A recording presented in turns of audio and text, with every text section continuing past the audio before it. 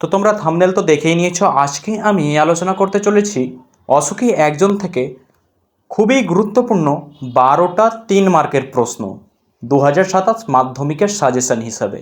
তো যারা 2027-এ মাধ্যমিক দিতে চলেছ একদম শুরু থেকে শেষ পর্যন্ত দেখো, কারণ আজকে শুধু প্রশ্নই তোমাদেরকে দেখাবো না, সঙ্গে আলোচনা করব প্রত্যেকটা প্রশ্নের অ্যান্সার এবং তার সাধারণভাবে বিষয়বস্তুগুলো।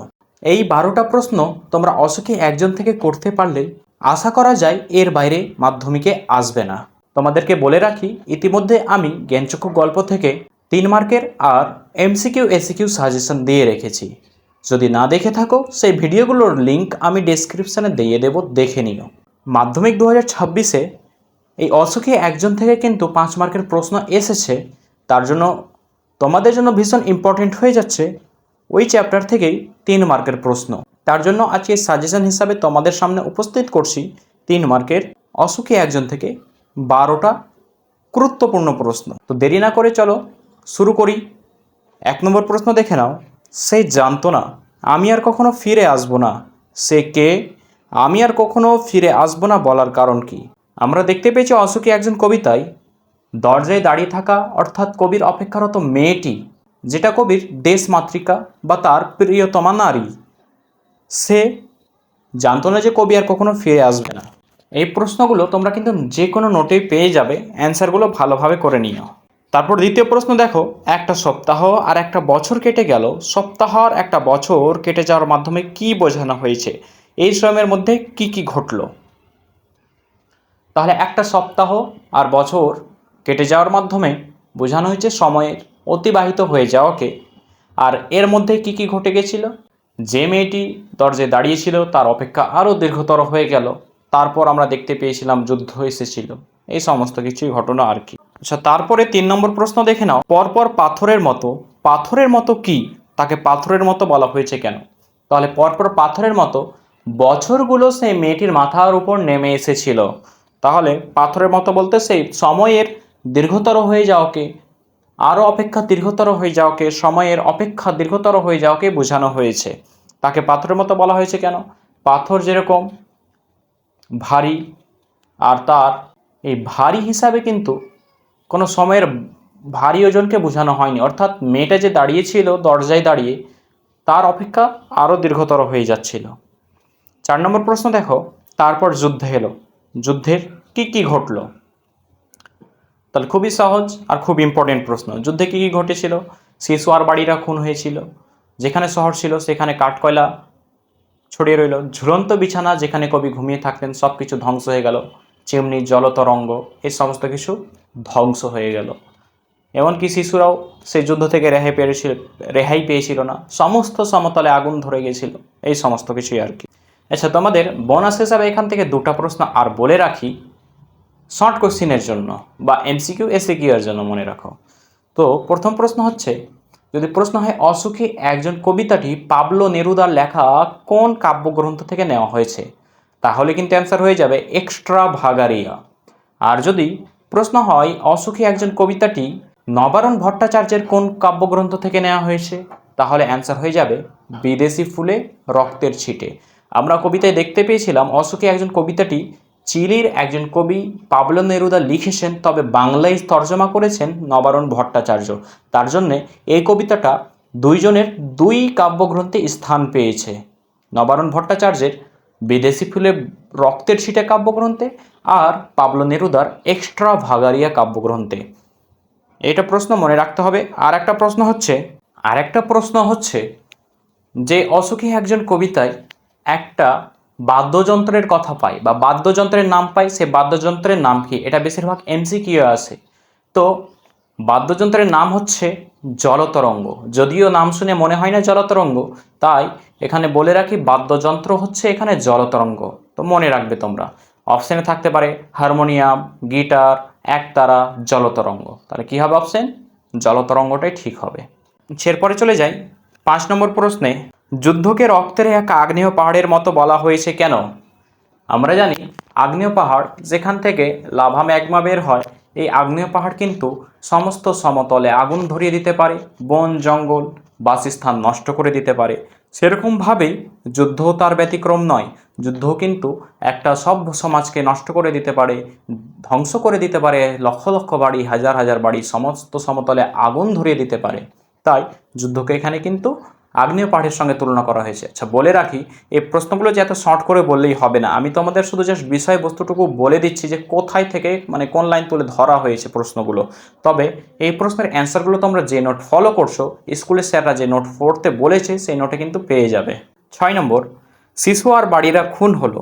শিশু ও বাড়িরা বলতে কি বোঝানো হয়েছে? তাহলে শিশু আর বাড়িরা বলতে কবি যেখানে ঘুমিয়ে থাকতেন ঝুলন্ত বিছানা, সেই বাড়ির সমস্ত কিছু নষ্ট হয়ে গেল। এমনকি আমরা দেখতে পেয়েছি সেই যুদ্ধ কিন্তু শিশুরাও ছাড় পায়নি, তার সঙ্গে সঙ্গে শহর ধ্বংস হয়ে গেছিল। শিশু আর বাড়িরা বলতে যুদ্ধের ভয়াবহতাকে বোঝানো হয়েছে, যে যুদ্ধে শুধু বড়রা মারা যায়নি এবং বরং ছোটগুলো অর্থাৎ বাচ্চা শিশুগুলোও মারা যায়। তারা কেন খুন হলো? তাহলে যুদ্ধ কি কাউকে ছাড় দেয়?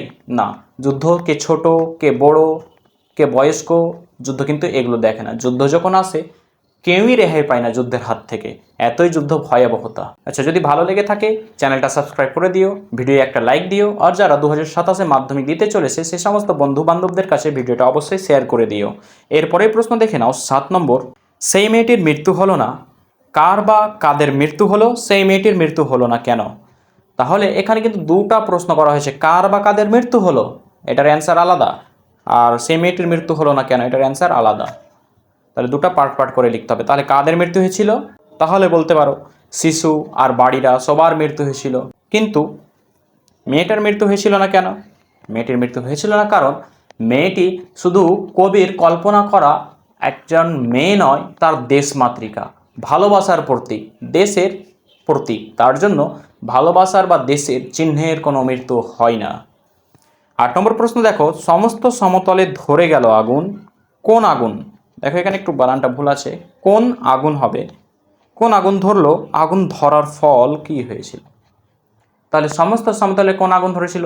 এটা বলতে পারো যে সমস্ত সমতলে যে কথকের চলে যাওয়ার পর সময় অতিবাহিত হতে থাকে, তারপর হঠাৎ একদিন যুদ্ধ আসলো রক্তের এক আগ্নেয় পাহাড়ের মতো, ফলে সমস্ত সমতলে আগুন ধরে গেছিল। আর এই আগুন সমস্ত কিছুকে ধ্বংস করে দিয়েছিল। শিশু বাড়িরা খুন হয়েছিল, শহর যেখানে কাঠকয়লা ছড়িয়েছিল সমস্ত কিছুই ধ্বংস হয়ে গেছিল আর কি বলতে পারো। এরপর 9 নম্বর প্রশ্ন দেখে নাও, শান্ত হলুদ দেবতারা, দেবতাদের শান্ত হলুদ তাৎপর্য বিশ্লেষণ করো। এখানে দেবতা বলতে আমরা যার উপরে বিশ্বাস রাখি, যাদের উপরে বিশ্বাস রাখি যে আমাদেরকে দুঃখে কষ্টে সাহায্য করবে, কিন্তু আমরা কবিতায় আমাদেরকে কবি দেখেছেন সেই সমস্ত দেবতারাও কিন্তু এই যুদ্ধের ভয়াবহতা থেকে রক্ষা পায়নি। আমরা দেখতে পাই মন্দিরে দেবতারা সবসময় শান্ত অবস্থায় থাকে, তারাও কিন্তু এই যুদ্ধ থেকে রেহাই পেল না, বরং মানুষকে বাঁচানো তো দূরের কথা, তারাই সেই যুদ্ধে আর বাঁচল না। শান্ত হলুদ কথার অর্থ, তবে এখানে বলে রাখি দেবতা বলতে এখানে কিন্তু মন্দিরের কোনো দেবতাকে বোঝানো হয়নি। দেবতা বলতে এখানে সেই সমস্ত মানুষ যারা সমাজে স্বার্থনেশী, যারা অন্যের উপর, সাধারণ মানুষের উপর অত্যাচার করে বেঁচে থাকে, তাদের মধ্যে ভয়ের সৃষ্টি করে, ভয় দেখে ধর্ম সম্পর্কে, সেই সমস্ত মানুষদের কথা এখানে বলা হয়েছে। এরপর 10 নম্বর প্রশ্ন দেখে নাও, তারা আর স্বপ্ন দেখতে পারলো না, তারা কারা, কেন স্বপ্ন দেখতে পারলো না? খুবই সহজ অ্যান্সার আর খুবই গুরুত্বপূর্ণ প্রশ্ন। তারা বলতে কারা? শান্ত হলুদ দেবতারা, যারা হাজার বছর ধরে ধ্যানে ডুবেছিল, তারা কিন্তু আর স্বপ্ন দেখতে পারলো না। কেন স্বপ্ন দেখতে পারলো না? কারণ যুদ্ধের ভয়াবহ যুদ্ধ তাদেরকেও ছাড় দেয়নি, বরং তারাও মন্দির থেকে টুকরো টুকরো হয়ে পড়ল। 11 নম্বর প্রশ্ন দেখে নাও, সব চূর্ণ হয়ে গেল আগুনে, কোন জিনিসের কথা বলা হয়েছে? এই পরিণতির কারণ কি? তাহলে ওই সেম একই মতো প্রশ্ন, যে যুদ্ধে কি কি নষ্ট হয়ে গেছিল, বা হতে পারে এরকম যে কবি যেখানে থাকতো সেখানকার অবস্থা কি হয়েছিল, বা সেখানকার পরিণতি কি হয়েছিল। এটাও অ্যান্সার কিন্তু একই হবে, প্রশ্ন দুরকম হলেও। তাহলে কি কি চূর্ণ হয়ে গেছিল? এই যে বললাম, প্রাচীন জলতরঙ্গ, চিমনি, ছড়ানো করতলের মতো পাতা, তারপর শিশু আর বাড়িরা খুন হয়েছিল, এই সমস্ত কিছু আর কি। এরপর লাস্ট প্রশ্ন বলে রাখি, এরপরে কোন ভিডিও দেখতে চাও, কোন টপিকে সাজেশন চাও, কমেন্টে লিখে জানিও কিন্তু। লাস্ট প্রশ্ন দেখে নাও, রক্তের একটা কালো দাগ, রক্তের দাগকে কালো বলা হয়েছে কেন? এই উক্তিতে কোন বানানটা একটু ভুল আছে, বিভৎসতার হবে, বিভৎসতার ইঙ্গিত আছে। তাহলে আমরা জানি রক্তের কালো দাগ বলতে যুদ্ধ যখন হয়, যুদ্ধে কিন্তু প্রচুর রক্তপাত হয়। তো আমরা অশোকে একজন কবিতায় সেই যুদ্ধের আভাসই আমরা পেয়েছি, যে কবি যুদ্ধে গেছেন। তবে শেষ পর্যন্ত আমরা লাইনে দেখি যে রক্তের কালো দাগ। তবে কালো দাগ বলতে কি রক্তের রং তো লাল না, এখানে কালো দাগ বলতে সময়ের অতিবাহিত হয়ে যাওয়াকে বোঝানো হয়েছে, যে সময় কোনোদিন কারোর জন্য থেমে থাকে না। কেউ মারা যাক, কেউ আনন্দে থাকুক, কেউ কষ্টে থাকুক, কিন্তু সময় কি থেমে থাকে না। তো কবি চলে গেছেন যুদ্ধে আর ফিরে আসেননি। সমস্ত শহর, শিশু, বাড়ি, এমনকি কবির যে ঝুলন্ত বিছানা, সব কিছুই আমরা দেখতে পেয়েছি ধ্বংস হয়ে গেছে। তার জন্য ধ্বংস হয়ে যাওয়ার পর দীর্ঘদিন পার হয়ে গেছে, আর রক্ত দেখবে শুকিয়ে গেলে কিন্তু কালো হয়ে যায়। রক্ত দীর্ঘদিন থাকার পর শুকিয়ে গিয়ে কালো হয়ে গেছে। অর্থাৎ এক কথায় এখানে যুদ্ধের পরের সময়কেই বোঝানো হয়েছে, যে যুদ্ধের পরের যে সময়গুলো অতিবাহিত হয়েছে সেই সময়কে এখানে ইঙ্গিত করা হয়েছে। আজকে এই পর্যন্তই। ভালো লেগে থাকলে বন্ধুদের মধ্যে শেয়ার করে দিও, আর ভিডিও একটা লাইক দিও, চ্যানেলকে সাবস্ক্রাইব করতে কিন্তু ভুলো না। আবার দেখা হচ্ছে পরবর্তী ভিডিওতে তোমাদের সঙ্গে।